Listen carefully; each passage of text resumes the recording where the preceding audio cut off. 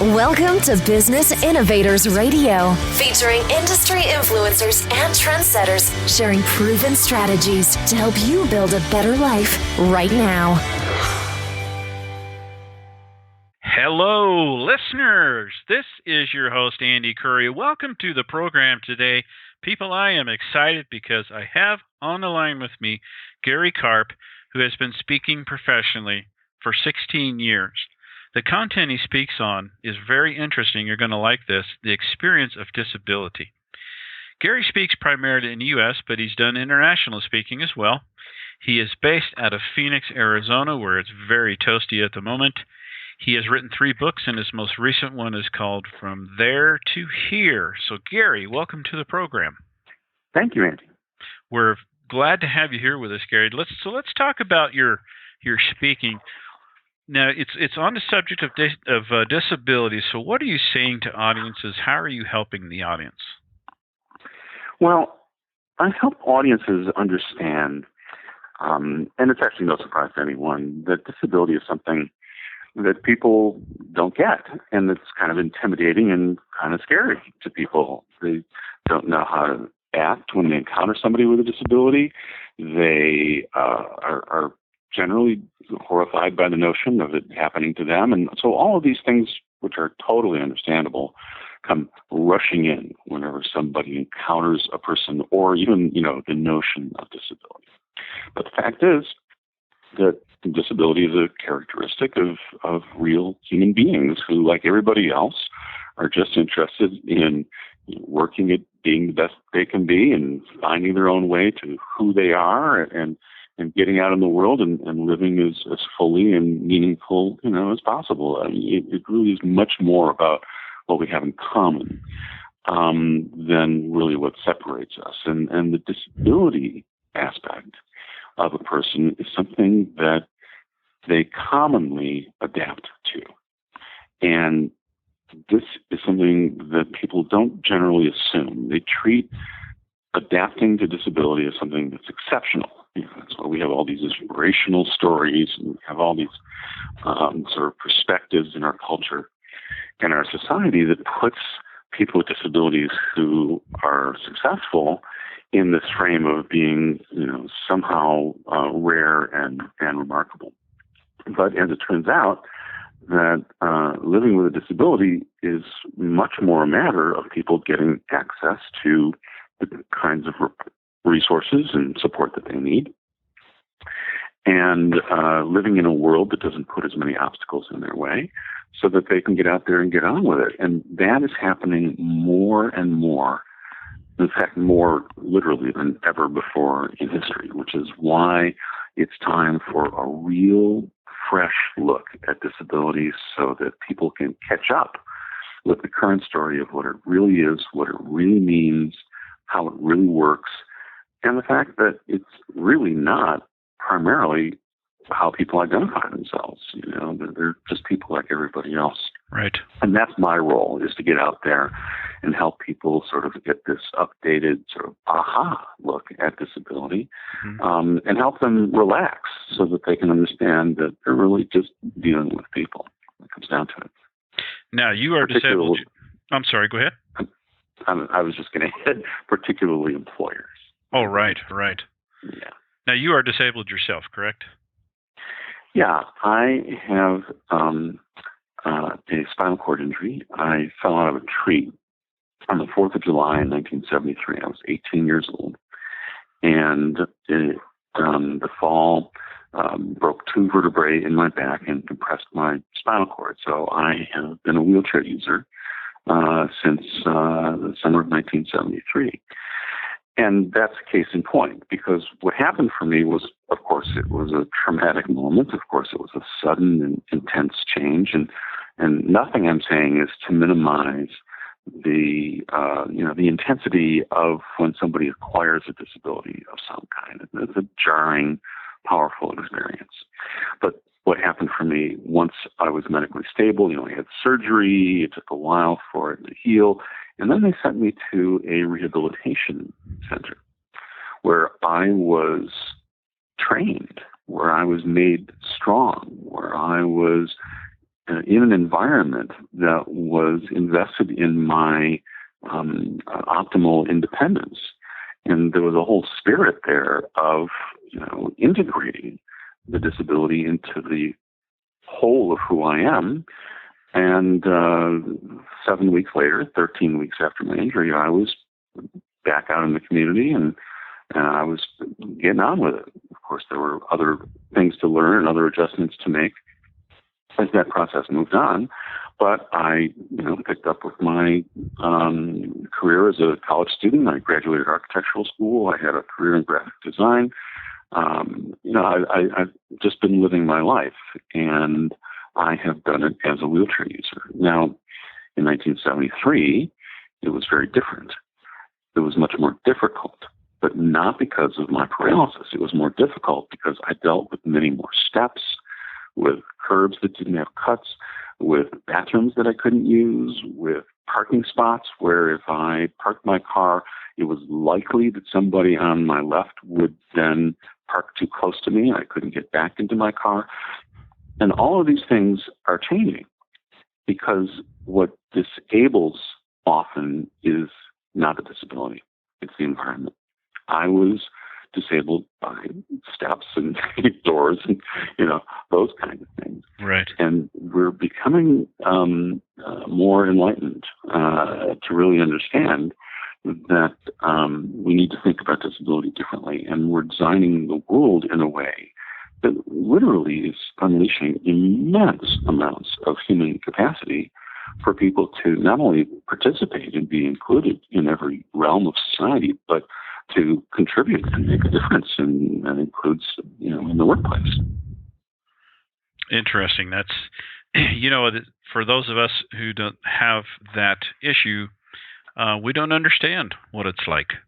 When you were talking about parking and somebody to your left and you couldn't get in your car, boy, did we take that for granted.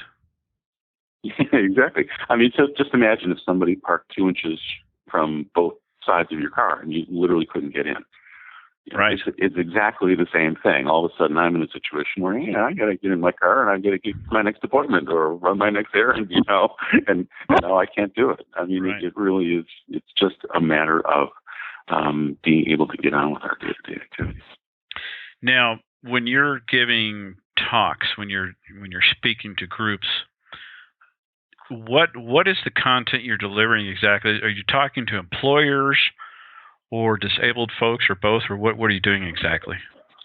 Well, I do some speaking to the disability community and to settings that deal with people who are adapting to recent disability. I speak to a lot of college students of occupational physical therapy, but my primary focus these days is the workplace setting. And my work as a speaker, and I also have a computer-based training program that I developed, which is available, self-driven online.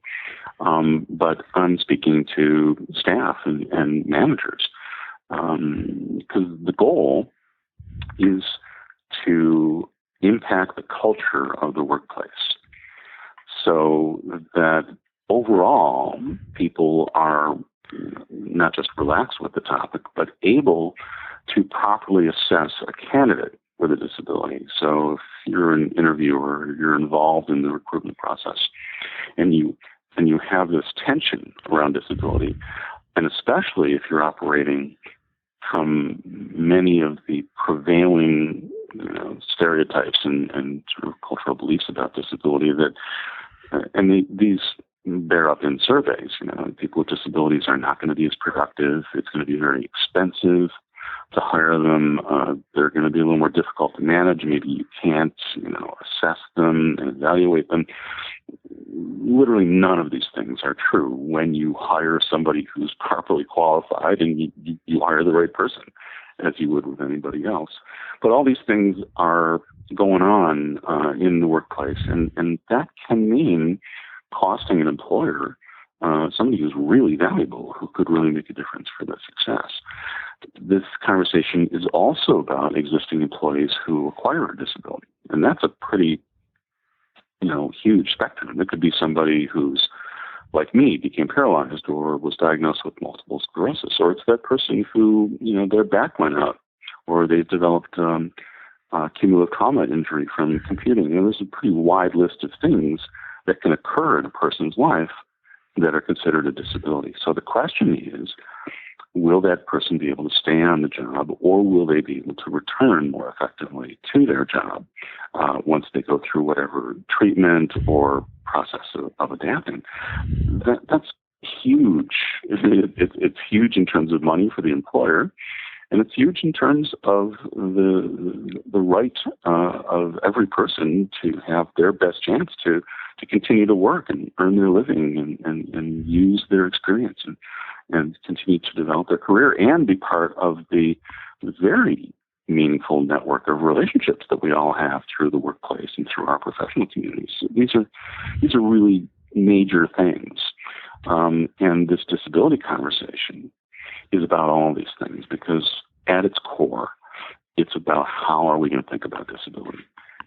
Many people continue to think of disability in terms of limitation. It's about what you can't do because of whatever this characteristic is. Mm-hmm. But that's actually the wrong frame, because people with disabilities of so many kinds and so many degrees really are demonstrating that it's not about limitation, it's about possibility. It's about our capacity to adapt. And people do adapt. So many people who acquire a disability, myself included, if you had told us beforehand, that, in my case, you're going to become paralyzed, you're not going to walk for 42 years and so on, it's kind of hard to get your head around that. But the fact is, I learned how it was done, and I got out there, and it became normal for me. And I discovered that I have an innate, universal capacity, it's in everyone, to just find your way to being okay with what is, to make the decision that, if I don't do this, I'm not going to have a life. So it's kind of a no-brainer. And again, it gets elevated into all of these, really remarkable, heroic kinds of frames, and people saying, oh, gee, I could never do that. But you know what? People do it all the time.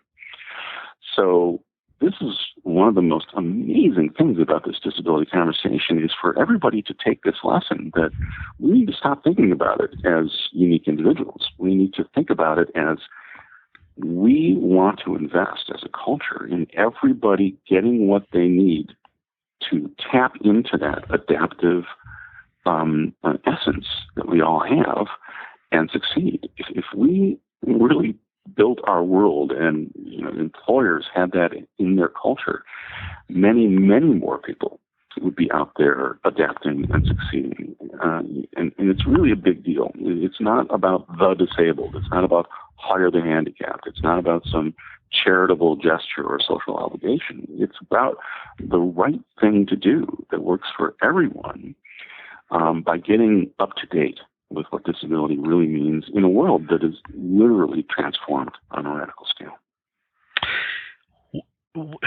Can you think of an example of a time where an employer really missed an opportunity of someone who was just fantastic, who had a disability, but waived hiring them because of a disability?